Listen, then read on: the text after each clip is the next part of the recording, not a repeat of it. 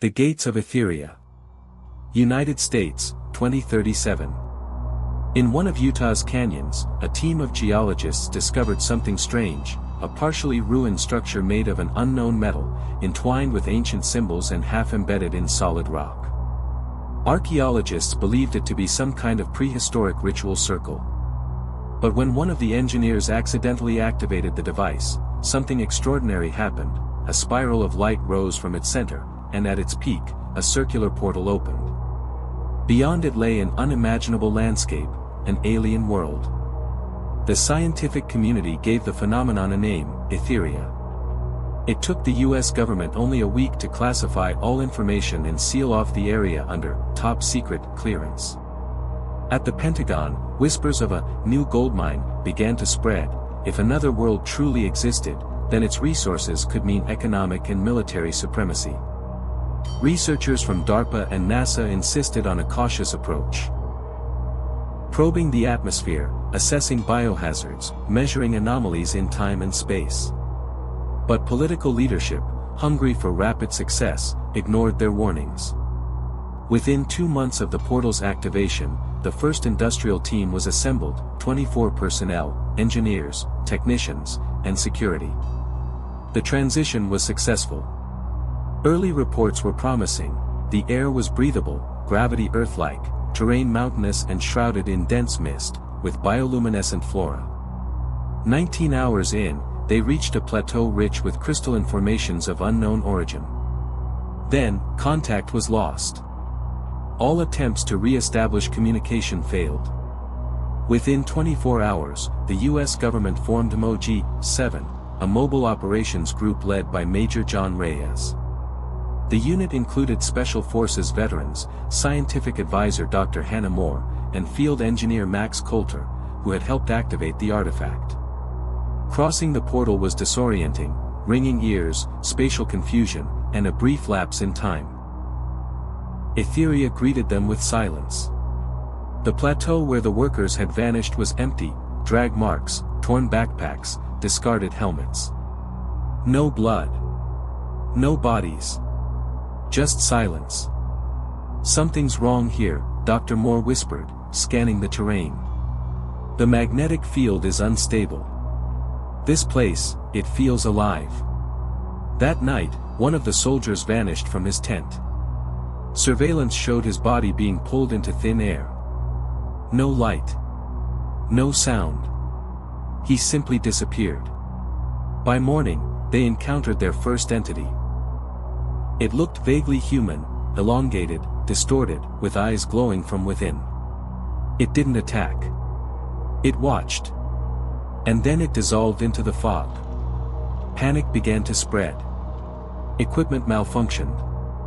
Dr. Moore's chrononavigator registered a time discrepancy between Earth and Etheria.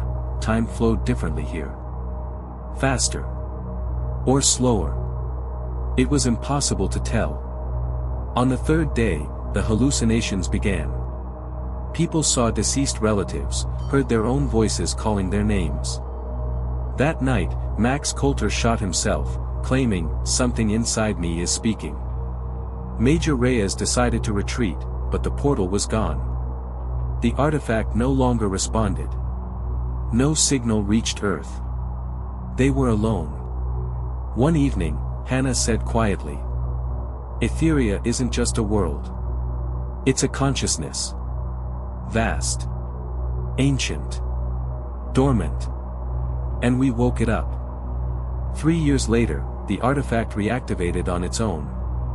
Only one person emerged, disfigured, missing an eye, hair gone white, eyes filled with madness. It was Reyes. He repeated only one thing. "It's not a gate. It's a cage. And we opened it, from the inside." The Gates of Etheria, Chapter 2, The Watchers. 3 years after the disappearance of MOG-7.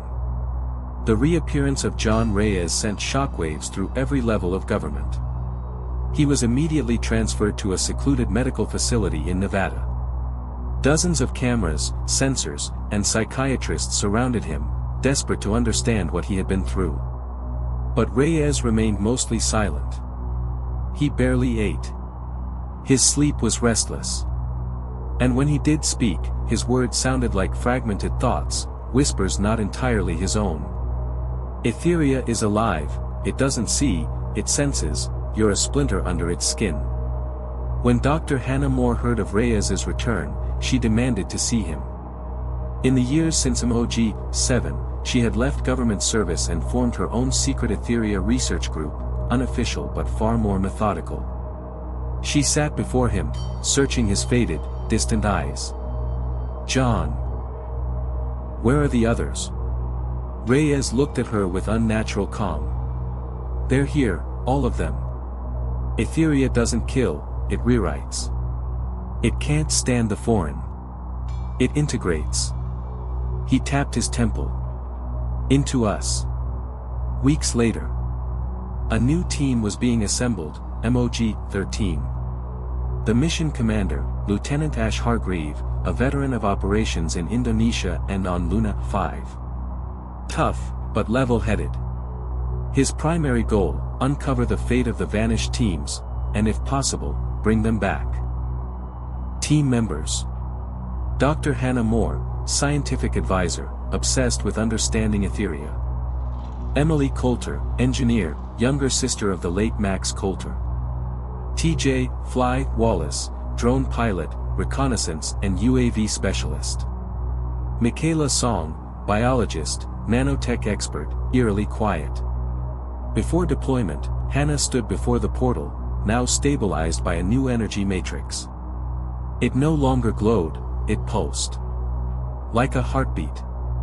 It's not just a gate, she said. It's an organ. The transition was smoother this time. But Etheria had changed.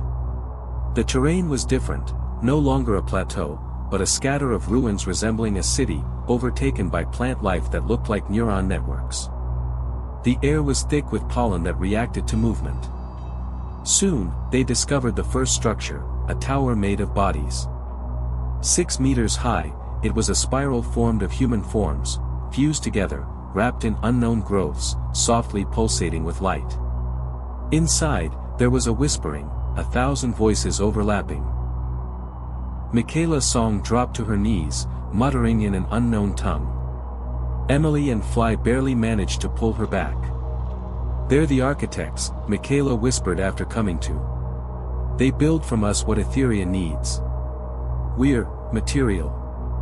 On the third night, it rained. And then they came. The Watchers. Tall figures in black shrouds, faceless. They never approached, only stood and stared. When someone aimed a weapon at them, they'd collapse, vomiting, convulsing, unconscious. Fly launched a drone. The footage showed nothing, just empty terrain. Yet every team member had seen them. They're outside light. Beyond our spectrum, Hannah noted. But they recognize us. Maybe, they're Etheria's immune system. Day 4. The mutations began. Infantryman Owens was bitten by a local insect. His body changed rapidly, skin darkened, pupils vanished, voice turned metallic. He whispered. I hear them. They're singing. I know where they're keeping Max. When they tried to extract him, he exploded. Literally. No visible explosives. Just a violent internal detonation. Day 7. Contact. A being, later dubbed the Harbinger, emerged from the valley. Towering like a building, it moved not with steps but through spatial shifts, displacing reality itself. Its eyes were voids, swallowing all light. Its voice bypassed sound, it spoke directly into their minds. Go back. Your time is not here. Your forms are flawed. We were the first. We were all. Etheria is us. You are the error. Ash ordered a retreat. But Emily refused, claiming her brother was still alive. That she heard him at night. He called to her. He was inside Etheria. When the others returned, the portal had again stopped functioning. It took 5 days of manual reactivation to bring them home, wounded and shaken. Only 3 members returned alive. Emily was gone.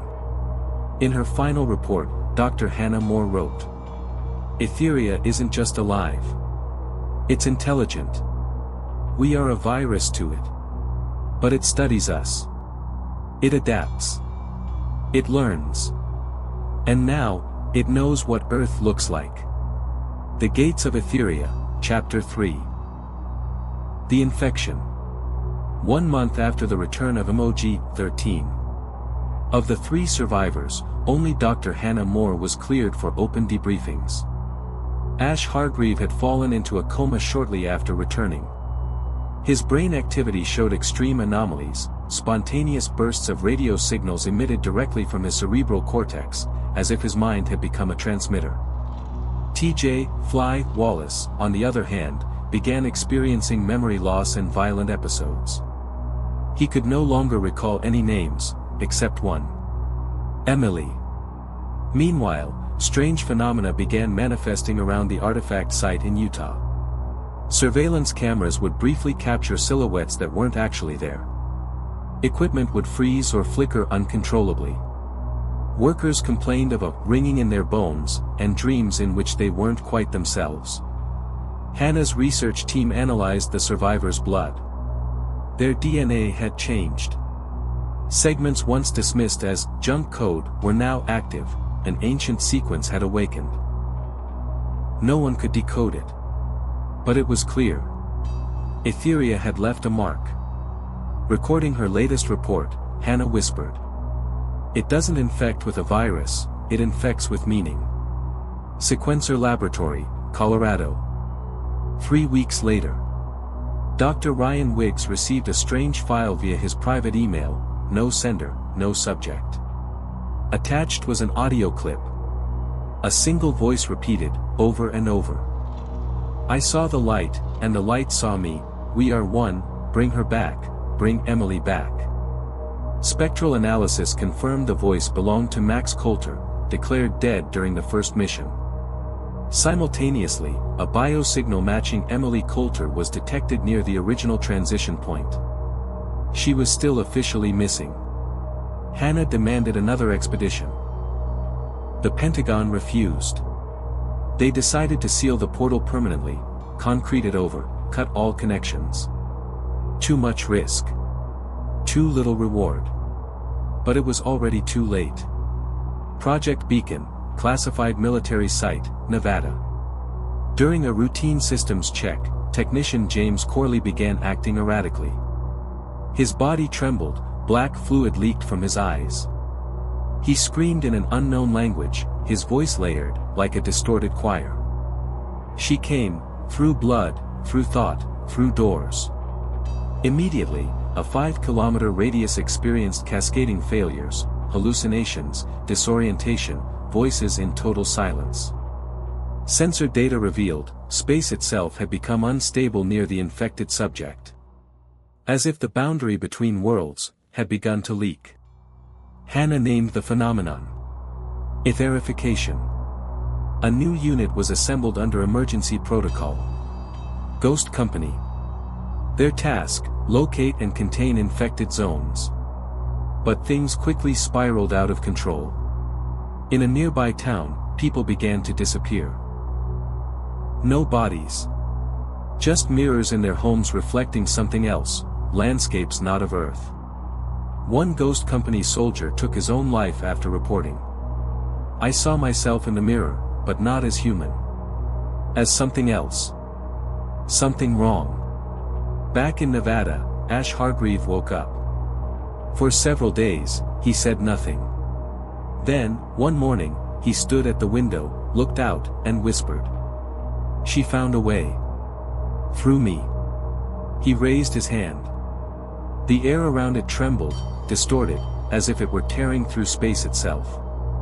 From Dr. Moore's personal journal. Etheria doesn't invade. It grows inside us. Like a seed. We are the soil. We are its second draft.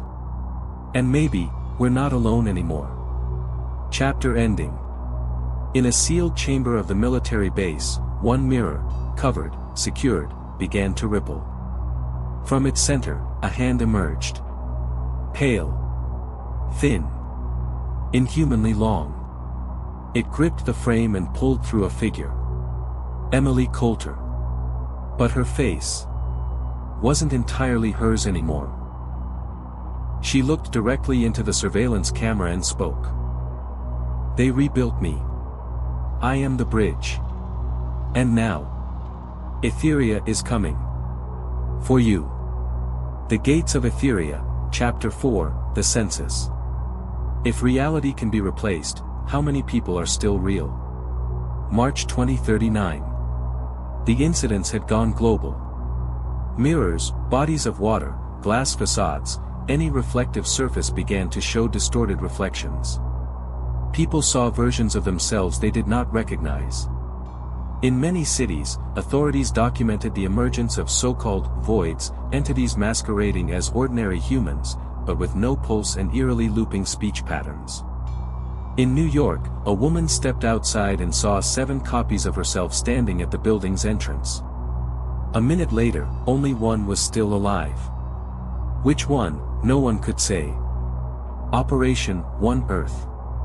After the collapse of the global information blackout, and amidst mass disappearances and shadow incursions, the world's major powers, the US, China, India, Japan, Brazil, Turkey, Germany, Israel, and South Korea, formed the Global Alliance of Response, GAR.